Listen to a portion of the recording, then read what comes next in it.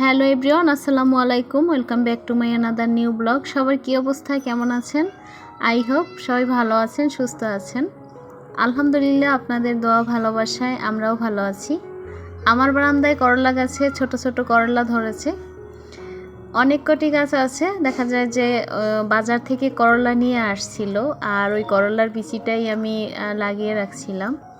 তো সেই করলার বিচি থেকে 4-5টা গাছ উঠেছে, তার মধ্যে একটা গাছে 2টো করলা ধরেছে। আসলে নিজের হাতে গাছ লাগিয়ে যদি আপনি অল্প কোনো কিছু সেখান থেকে খেতে পারেন, তাহলে দেখবেন সেটার ভিতরে অন্যরকম একটা আনন্দ আছে। বাজার থেকে সবসময় আমরা কেনাকাটা করি যে কোনো ধরনের সবজি বা করলা যাই বলেন না কেন, সেটা কিন্তু এরকম একটা আনন্দ পাওয়া যায় না যেটা আপনি নিজের হাতে লাগিয়ে খেতে পারবেন। তো যাই হোক, গাছে পানি দেওয়া শেষ হয়ে গেছে, এখন যাব নাস্তা বানাতে। রান্না করে চলে এসেছি। ছোট ছেলের জন্য এখানে ডিম পোস্ট করে নিচ্ছি। আর দেখা যায় আমরা টুকটাক চা নাস্তা দিয়েই সকালে নাস্তা শেষ করব, তারপর হয়তো বা আবার ভাত খাবো বা অন্য কিছু খাবো। দেখা যায় সকালে আমার একটু ভাত খেতেই হয়। আমি সকালে ভাত না খেলে মনে হয় যেন কাজকর্মে কোনো শক্তি পাই না, মানে এটা একটা অভ্যাস বলতে পারেন। আর যারা আমরা বরিশালের বিশেষ করে, তারা ভাত পাগল মনে হয় একটু বেশি। তো যাই হোক, এখানে ছেলের জন্য ডিম পোস্ট করে নিচ্ছি।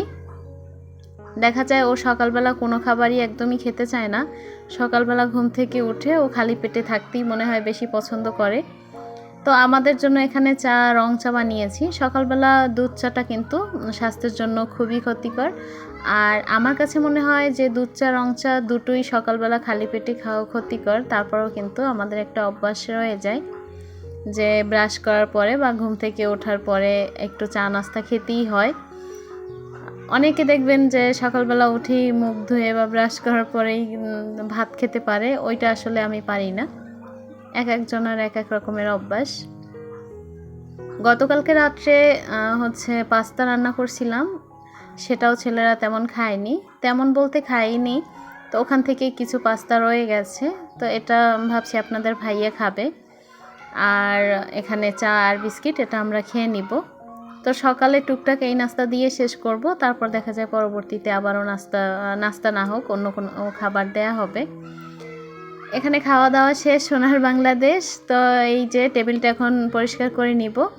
কাজের মেয়েটা একটু পরেই চলে আসবে, ভাবছি এগুলো সব কিছু গুছিয়ে রান্নাঘরে বেসিংয়ে রেখে দিব। ও আসার পরে সব কিছু ক্লিন করবে। আর আমি এখন ছোট ছেলেকে পড়তে বসাবো, আর বড় ছেলেটা সকালে অলরেডি ম্যাডামের কাছে পড়া হয়ে গেছে। তো সে এখন টিভি দেখছে আর চা খাচ্ছে। তো একটু পরে ওর ফার্স্ট সেমিস্টার পরীক্ষা চলে, তো দেখা যায় যে একটু পরে ওকে খাওয়া দাওয়া করিয়ে তারপর স্কুলে পাঠিয়ে দিব। আর এদিকে এই থালাবাটিগুলো আমি একটু ভিজিয়ে রাখি, দেখা যায় কাজের মেয়েটা আসতে হয়তো বা একটু লেট হবে। আর এই যে টেবিলের উপরে খাওয়া দাওয়া হয়েছে, টেবিলটাও একটু পরিষ্কার করে রাখি। আমার কাছে বেডরুম, ডাইনিং টেবিল এগুলো যদি অগোছালো থাকে আমার মাথা পাগল হয়ে যায়, মনে হয় যেন আমি বাসায় থাকতেই পারবো না। আর এই যে দেখেন ছোট মেয়ে কি করেছে, আমার ছোট ছেলে টেবিলের উপরে বসে নাস্তা করেছে। আর এই যে গ্লাসের স্ট্যান্ডের রাবারগুলো সব খুলে ফেলেছে। আসলে একটা বাসায় বাচ্চারা থাকলে যে তার মায়েদের কত ধরনের কাজ থাকে তা একমাত্র তার মায়েরাই বলতে পারবে। যত বড় হয় ততই মনে হয় যে আরও বেশি অগোছালো করে। ছোটোবেলায় ভালো ছিল, এতটা অগোছালো করতো না। তো আমার বড় ছেলেটা আবার দেখা যায় যে ও এখন ক্লাস 6-এ পড়ে, ও এখন এতটা এলোমেলো করে না, ছোটটা একটু করে। তো যাই হোক, দেখা যায় ও যখন বড় হবে তখন ও আর এগুলো করবে না। যতক্ষণ করছে ততক্ষণ সহ্য করতে হবে আর কি। আর কোনো একটা সময় বড় হবে তখন কিন্তু আর এই অগোছালো ঘর থাকবে না, তখন আবার এগুলো মিস করব। তো যাই হোক, অনেকটা সময় পেরিয়ে গেছে, তার ফাঁকে কাজের মেয়েটা এসে ঘর মোছা, থালাবাটি পরিষ্কার, কাপড় চোপড় ধোয়া সব কিছু কমপ্লিট করে রেখে গেছে। আর তার মধ্যে আমি বড় ছেলেকে স্কুলে পাঠিয়েছি, আপনাদের ভাইয়াও অফিসে চলে গেছে। ছোট ছেলেটাকেও একটু খাইয়ে দিয়েছি, খাওয়া দাওয়া শেষ সবার। এখন রান্না করতে চলে আসব। তো দেখি গ্যাস ভালোই আছে, ভাবছি এই ফাঁকে ভাতটা বসিয়ে দিই। তো আমরা বাসায় যেহেতু 3জন থাকবো, আপনাদের ভাইয়া তো অফিসে, সে তো আর এই টাইমে বাসায় থাকে না, মানে সব সময় থাকে না তা না, প্রায় সময়ই থাকে, মাঝে মাঝে থাকে না। তো এখন ভাতটা বসিয়ে দিব, তারপরে হাতে আরও কিছু আদার্স কাজ আছে ওগুলো করে নিব। ছোট ছেলেটা দেখা যায় যে সকালবেলা নাস্তা করার পরে একটু পড়তে বসে, তারপর একা একা নিজের মনে খেলাধুলা করতে থাকে, তেমন একটা ডিস্টার্ব আর করে না। ও ছোটবেলা থেকে আমাকে অনেক ডিস্টার্ব করতো, এখন দেখা যায় অনেকটা শান্ত হয়ে গেছে, আমাকে তেমন আর জ্বালায় না। তো এখানে 3 জনের জন্য যতটুকু প্রয়োজন, বেশি একটা ভাত রান্না করলেই দেখা যায় যে ফেলে দেওয়া লাগে, আর এখন দুর্মূল্যের বাজারে সব কিছু হিসেব করেই করতে হয়। তো আপনারা তো জানেনই যে বাচ্চারা খাওয়া দাওয়ায় এত বেশি অবহেলা করে, যা মানে বলে বোঝানো যাবে না। তো এই জন্য সবসময় চিন্তা করি একটু কম কম রান্না করি, নয়তো ফেলে দিতে হয়। আর এদিকে এই তো ভাতটা বসিয়ে দিলাম। ভাতটা বসানোর পরে ভাবছি সবজিটাও এই ফাঁকে কেটে নিব। সকালবেলা আপনাদের ভাইয়া বরবটি দিয়ে গেছে, ফ্রিজে কোনো সবজি ছিল না, ফ্রিজে মাছ ছিল, ওটা নামিয়ে নিয়েছি। আর এই যে বরবটি, এটা আজকে চিংড়ি মাছ দিয়ে রান্না করব। এখন তো আর আপনাদের সাথে সেই আগের দিনের মতো ভিডিও আপলোড করা হয় না, খুবই ভিডিও আপলোড করতে ইচ্ছা করে, বলতে পারেন নেশার মতো। আসলে ইউটিউবে যারা এসেছে তারা বলতে পারবে যে এই জায়গাটা একটা নেশার জায়গা। আসলে আমিও তো 2-3 বছর কাজ করেছি, আমার নেশাই ধরে গেছে, ইউটিউবে কাজ করা ছাড়তে পারি না। যখন একটু সময় পাই তখনই মনে করি যে একটু ভিডিও করি, কিন্তু দেখা যায় যে পরিস্থিতির কারণে অনেক সময় ভিডিও আপলোড করা হয় না, বা এগুলো করতেও ইচ্ছা করে না। একটা ভিডিও তৈরি করতে তো অনেকটা সময় লাগে, তো সেই সময়টা আসলে এখন আর বের করতে পারি না। যদিও সময় একটু পাই, তারপরেও এই কাজ আর করতে ইচ্ছে করে না, কেন জানি না, মন উঠে গেছে।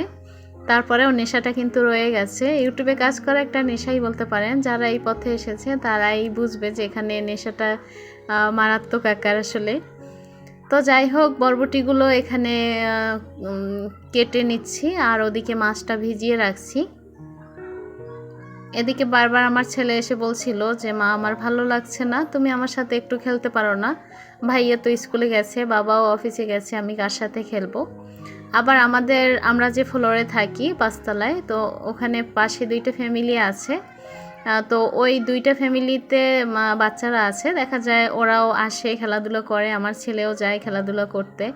তো এরকম করে দিন পার হয়, কিন্তু তার দেখা যায় যে ওই বাসার বাচ্চারা সবাই স্কুলে চলে গেছে, আর আমার ছেলেটাকে তো এখন পর্যন্ত স্কুলে দেয়া হয়নি। তো এই কারণে ও একটু দেখা যায় বিরক্ত হচ্ছে, কারণ টিভিও তেমন একটা দেখে না, আর মোবাইলটা তো আমার কাছে থাকে, আর তাছাড়া ও বেশি একটা মোবাইল দেখেও না, আমি তেমন একটা ওর হাতে মোবাইল দেই না। দেখা যায় অনেক সময় একদমই খেতে চায় না, তখন মোবাইলটা বাধ্য হয়ে দিতে হয় শুধুমাত্র খাওয়ানোর জন্য। তো যাই হোক, এখন তো আর আগের মতো ওই রকম প্রপারভাবে ভিডিও আপলোড করা হয় না, যতটুকু পারি ততটুকুই করি। তো এখানে মাছটা বসিয়ে দিব, আর বরবটি রান্নাটা আমার অলরেডি অফ ক্যামেরায় আমি করে ফেলেছি। তো এখানে আমি ব্লেন্ডারে পেঁয়াজ রসুন আর জিরাটা ব্লেন্ডার করে নিয়েছি একসাথেই।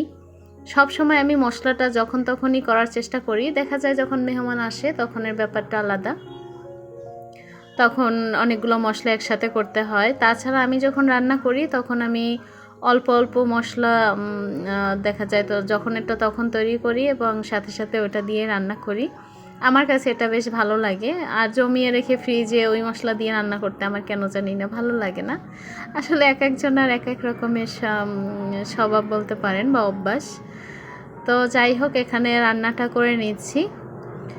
আর এদিকে কিন্তু আমার বড় ছেলেও স্কুল থেকে চলে আসছে। আজকে ওর 50 মিনিটের পরীক্ষা ছিল, তো আমি মনে করছি যে হয়তো 2টার দিকে আসবে, তো দেখি যে না, সে তাড়াতাড়ি 12টার মধ্যেই চলে আসছে।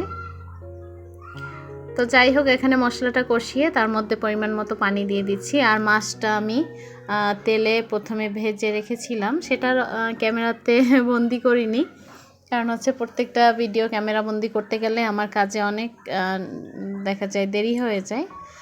তো এই তো মাছ ভাজাটাও এখানে হয়ে গেছে। তো ভাবছিলাম কাঁচামরিচ দিব, সেটার মনে ছিল না, তো পরবর্তীতে 3টে কাঁচামরিচ আবার দিয়ে দিলাম। তো যাই হোক, আশা করছি আমার আজকের ভিডিওটি আপনাদের কাছে ভালো লাগবে, আর যদি ভালো লাগে অবশ্যই ছোট্ট একটা কমেন্ট করে যাবেন, আপনার মতামত জানাতে পারবেন, আর সেই সাথে লাইক দিতে ভুলবেন না, কারণ আপনার একটা লাইক আমার ভিডিওটা অনেকের কাছে পৌঁছে দেয়। তো এই তো মাছ ভাজাটাও কিন্তু হয়ে গেছে। মাঝে মাঝে মাছ ভাজার মধ্যে দেখা যায় দুই একটা সবজি অ্যাড করি, মানে খুবই কম। তবে আমি সবজি দেওয়া পছন্দ করি না, এভাবেই খালি মাছ ভুনা ভালো লাগে। তো এখানে একটু ভাজা জিরার গুঁড়া দিয়ে দিচ্ছি। এটা দিলে আমার কাছে মনে হয় যে একটা অন্যরকমের একটা ফ্লেভার আসে, ভালো লাগে খেতে। তো যাই হোক, এই তো রান্নাবান্না শেষ। সবাই ভালো থাকবেন, সুস্থ থাকবেন। আবারও কোনো একদিন ভিডিও নিয়ে হাজির হব। সেই পর্যন্ত আল্লাহ হাফিজ, আসসালামু আলাইকুম।